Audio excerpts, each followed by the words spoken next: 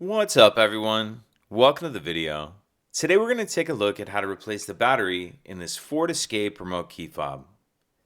This Ford Escape key fob is going to use replacement battery CR2032, and I'll put a link in the description box of this video to where you can find these replacement batteries if you're in need.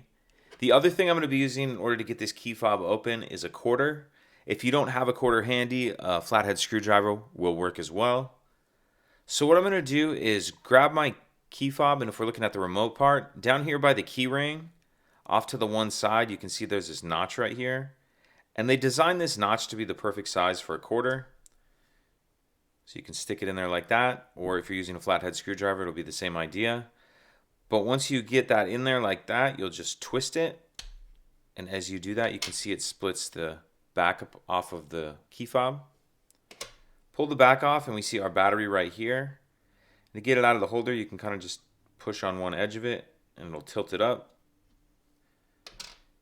Get the old battery out and then we'll grab the new battery, and you want to make sure that you're installing your new battery with the plus side up. Snap it down into that holder. Then we'll snap the back cover on, and that's it.